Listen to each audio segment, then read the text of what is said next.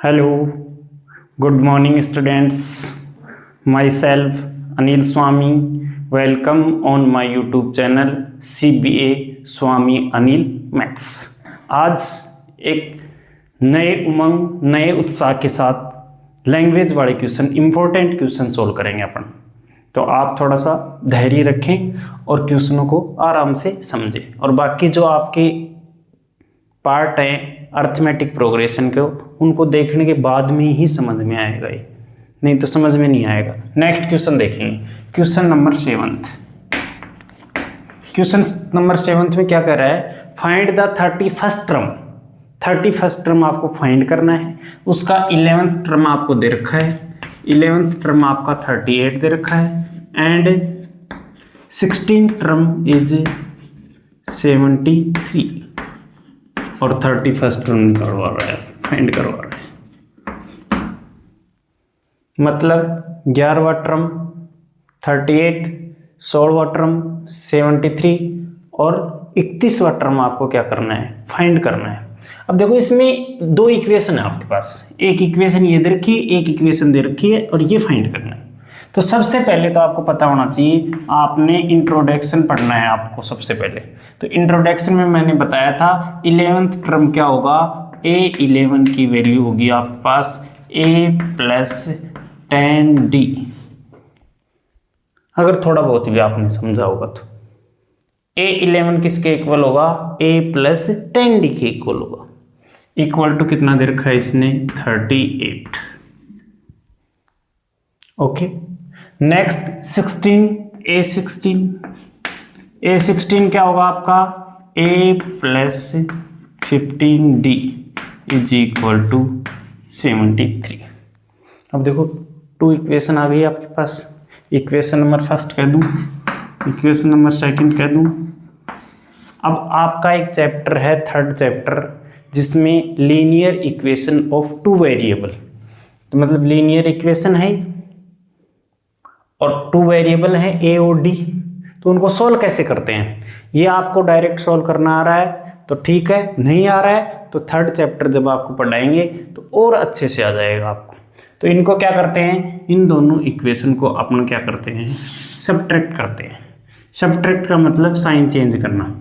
तो इसका साइन कुछ नहीं है तो ये प्लस का है तो साइन चेंज क्या हो जाएगा, माइनस। इसका प्लस का है तो क्या हो जाएगा, ये माइनस। इसके कुछ नहीं लग रहा है तो प्लस का है, क्या हो जाएगा, ये माइनस। दोनों इक्वेशन को सोल्व कर लो, ए में ए सब्ट्रैक्ट करेंगे कट जाएगा, 10D प्लस का 15D नीचे वाला साइन माना जाएगा। तो ये कितना बच गया, इसमें 5D नेगेटिव बच गया। ओके, इसमें 3 में से 8 करेंगे, 13 में से 8 किया तो कितना बच गया, 5 बच गया। यहाँ कैरी ले लिया, 6 में से 3 गए तो 3, ये भी किसका बच गया, नेगेटिव। 73 में से 38 माइनस कर लेंगे, अलग अलग साइन है तो सब्ट्रैक्ट करेंगे, इसमें अलग अलग साइन है सब्ट्रैक्ट कर दिया। 5D इज इक्वल टू -35, तो D माइनस से माइनस कैंसिल हो जाएगा और D इज इक्वल टू कितना आ जाएगा, 7 आ जाएगा, 35/5। ये आपके पास D की वैल्यू आ गई। देखो इनको सब्ट्रैक्ट करना रहता है, अभी जो क्वेश्चन बताएंगे सब में सेम प्रोसेस रहेगा। लैंग्वेज वाले क्वेश्चन में ऐसे दे रखा हो तो ऐसे फॉर्म में चेंज करके उन दोनों इक्वेशन को अपन सब्ट्रैक्ट कर देंगे। सब्ट्रैक्ट का मतलब नीचे वाले इक्वेशन के साइन चेंज कर देंगे। तो D की वैल्यू 7 आ गई, D की वैल्यू 7 रख दो, तो फर्स्ट में रख दो चाहे सेकंड में रख दो, किसी में रख दो। तो A प्लस 10D था, D की जगह कितना रख देंगे, 7। बोलो यस और नो, इक्वल टू 38। ओके, तो A plus 70 is equal to 38, A is equal to 38 minus 70। तो A की वैल्यू कितनी आ गई आपके पास, -32। A आ गया -32, D आपका कितना आ गया, 7 आ गया। ओके, अब A और D आ गया तो अपने को कोई भी टर्म पूछे फाइंड कर लेंगे अपन। अपने को क्या पूछ रहा है, A31 पूछ रहा है। A31 क्या होगा, A प्लस 30D। तो ए कितना है आपका -32 प्लस 30 इंटू 7 इंटू कर दो, चाहे ब्रैकेट में लिख दो, तो माइनस का 32 प्लस ये कितना हो गया 210, कितना आ गया ए 31st ऑफ का 178, ये आपका क्या गया आंसर आ गया। आई थिंक आपको अच्छे से समझ में आ रहा है, नहीं आ रहा है तो एक बार दोबारा देख लिए वीडियो को। अब नेक्स्ट क्वेश्चन करते हैं। क्वेश्चन नंबर 8 देखिए, इसमें टोटल नंबर ऑफ टर्म आपके पास 50 है, 50 टर्म है इस एपी के अंदर। थर्ड टर्म आपका 12 है। लास्ट टर्म मीन्स, देखो थोड़ा क्वेश्चन को घुमा दिया, लास्ट टर्म मीन्स 50 वाला टर्म, A50 की वैल्यू दे रखी है और ये आपको फाइंड करना है। तो इसमें क्वेश्चन को थोड़ा सा घुमाया, टोटल टर्म दे दिए और इसको लास्ट टर्म कह दिया, तो वही सेम आंसर आएगा आपको। जैसे देखो थर्ड टर्म को क्या लिखेंगे अपन, A3 की वैल्यू क्या होगी A plus 2D is equal to 12। Last term को क्या लिखूंगा बताओ, लास्ट टर्म L होता है वैसे तो, लेकिन अपने टोटल टर्म कितने हैं 50, तो A50 की वैल्यू 106 है। इस क्वेश्चन में ये ही ध्यान रखना है बस आपको।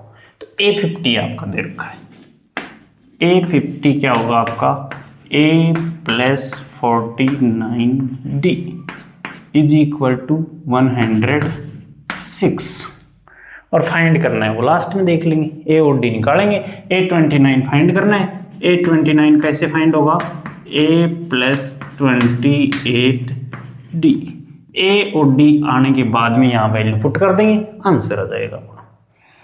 तो देखो क्या करेंगे, वही सब्ट्रैक्ट करेंगे अपन, सब्ट्रैक्ट करेंगे, A में से A माइनस करेंगे, 2D में से ये माइनस करेंगे, इसमें से ये माइनस करेंगे, तो A तो कैंसिल हो गया अपना, ये कितना गया -47D। 12 माइनस करेंगे तो ये माइनस का 94, माइनस से माइनस कैंसिल आउट हो जाएगा, D is equal to 94/47 is equal to 2। D की वैल्यू कितनी आ गई अपने पास 2 आ गई। अब D की वैल्यू कहाँ पुट करेंगे अपन, या तो इस इक्वेशन में पुट कर दो या फिर इसमें कर दो, दोनों में से एक में किसी में भी कर लो, कोई फर्क नहीं पड़ेगा उससे। आप सोचो फर्स्ट में ही करेंगे हमेशा, बिल्कुल नहीं, सेकंड में कर दो, और दूसरी इक्वेशन आ गई तो उसमें कर लो। तो ये क्या आ गया, A की जगह A प्लस, इसमें पुट कर रहा हूँ मैं तो फर्स्ट में 2, D की जगह क्या कर दूंगा 2 इंटू 2 लिखेंगे, ध्यान रखना 22 बन जाएगा नहीं तो, इज इक्वल टू 12। तो A कितना आ गया A plus 4 is equal to 12, उधर ले जाएंगे A की वैल्यू सब्ट्रैक्ट हो जाएगा, उधर जाके 8 आ जाएगी। A आपका 8 आ गया, D आपका क्या आ गया 2 आ गया। अब आप आसानी से क्या निकाल लेंगे A29, तो कितना हो जाएगा A29 is equal to A कितना है अपना 8 प्लस 28 इंटू 2, पहले मल्टीप्लाई करेंगे तो कितना हो गया 8 ऐसे कैसे, ये कितना हुआ 56 में 64 आ गया, ये कितना आ गया अपना A29 64 आंसर हो गया। वही सेम क्वेश्चन था, इसमें थोड़ा सा घुमा दिया है, लास्ट टर्म दे दिया और लास्ट टर्म कितना था 106 और टोटल टर्म दे दी कितने थे 50 टर्म थे। आई थिंक आपको अच्छे से समझ में आया होगा, नहीं आया तो वीडियो को एक बार और देख लीजिए। नेक्स्ट क्वेश्चन देखिए, नेक्स्ट क्वेश्चन देखिए, क्वेश्चन नंबर 9। थर्ड टर्म आपको 4 दे रखा है, 9th टर्म -8 दे रखा है और विच टर्म इज 0, कौन सा टर्म आपका 0 है। तो विच टर्म इज 0 का मतलब क्या हुआ कि अपन लास्ट में इसी टर्म पे अपन एपी को खत्म कर देंगे, तो इसको लास्ट टर्म मान लेंगे अपन। तो अपना लास्ट टर्म क्या है an की वैल्यू कितनी है 0, an की वैल्यू क्या माननी पड़ेगी अपने 0। और विच टर्म का मतलब क्या पूछ रहा है ये n आप पूछ रहा है, n की वैल्यू क्या करनी है अपने को फाइंड करना है। आई थिंक आपको समझ में आया होगा। तो थर्ड टर्म 4 दे रखा है, तो A3 दे रखा है आपको 4, A3 को क्या लिखेंगे, a plus 2d is equal to 4। Okay, और क्या दे रखा है, नाइन्थ टर्म, नाइन्थ का मतलब A9 क्या होगा, a plus 8d is equal to -8। Equation first और इक्वेशन सेकंड दोनों क्या कर देंगे अपन, सब्ट्रैक्ट कर देंगे। सब्ट्रैक्ट करेंगे तो क्या होगा, ये माइनस ये माइनस ये माइनस था, ये क्या हो जाएगा अपना प्लस। ध्यान रखना अभी तक प्लस प्लस आ रहा था तो सब में नीचे माइनस किया था, अब यहाँ माइनस आ गया है, नेगेटिव आ गया तो क्या बन जाएगा, ये पॉजिटिव बन जाएगा। इससे एक कैंसिल आउट हो जाएगा, कितना बचा, माइनस का 6d is equal to 12, -6d बचेगा, ध्यान रखना। तो d कितना आ गया अपना, उधर ले जाएंगे, साइन से ही जाएगा, दोनों के बीच में क्या था, क्रॉस था, मल्टीप्लाई था, उधर जाएगा तो डिवाइड में, 12/-6 कितना आ गया, -2। ये आपका कॉमन डिफरेंस आ गया, d की वैल्यू आ गई। d की वैल्यू किस में पुट कर देंगे, फर्स्ट में पुट कर देंगे, तो क्या आ गया, a plus 2 bracket -2 is equal to 4। तो ये कितना हो गया, a plus minus minus is equal to 4, a is equal to उधर जाके क्या हो जाएगा, पॉजिटिव हो जाएगा, 4 + 4 क्या हो जाएगा, 8। a की वैल्यू 8 आ गई आपके पास, d की वैल्यू -2 आ गई। आई थिंक आपको समझ में आ रहा होगा। अब देखो इसमें आएंगे, a n की वैल्यू आपने को दे रखी है, n पूछ रहा है, a और d आपका -2 और 8 है, तो a n का फॉर्मूला लगाएंगे, a n is equal to a plus n-1 into d। तो a n कितना है आपका, 0 इज इक्वल टू, a बताओ, a आपका कितना है, 8, n आपको फाइंड करना है, d आपका क्या होगा, -2, ब्रैकेट में लिखेंगे, माइनस में है तो सबसे पहले कौन आएगा, n फाइंड करना सिखाया है मैंने आपको, नंबर ऑफ टर्म फाइंड करना सिखाया है, लास्ट वीडियो में यही बताया था। 8 आ गया तो इधर नेगेटिव का आएगा, तो क्या बचा उधर, n-1 -2, दोनों के बीच में क्या है, क्रॉस लगाना तो लगा तो ये -8 बचा, उधर से 2 को लाएंगे, अपॉन में आएगा, ध्यान रखना, माइनस से माइनस कट गया, 4 आ गया, उधर से 1 को लाएंगे, प्लस आ गया, n इज इक्वल टू। तो क्वेश्चन पूछ रहा था विच टर्म इज 0, तो 5th term is 0। I think आपको अच्छे से समझ में आ गया होगा। ठीक है, नेक्स्ट क्वेश्चन देखिए। नेक्स्ट क्वेश्चन 10th क्वेश्चन, और 10th क्वेश्चन जैसा कौन सा है, 16th क्वेश्चन, तो दोनों को एक साथ करवा दूंगा तो आपको मिसगाइड नहीं होगा। 10th क्वेश्चन क्या कह रहा है, if 17 term of an AP, एक एपी है उसका 17 टर्म 7 एक्सीड, एक्सीड का मतलब बढ़ा हुआ है, 10 टर्म से 7 ज्यादा है, और क्या निकालना है आपको, फाइंड द कॉमन डिफरेंस। तो देखो कैसे करेंगे इसको, आप बिल्कुल भी सोचना नहीं है आपको, बिल्कुल न्यूट्रल हो जाओ। न्यूट्रल होने के बाद में आपको ये लिखना है A17 टर्म की बात किया तो 17 टर्म का मतलब होता है A17। ओके, एपी है ही आपकी, तभी A17 आया है।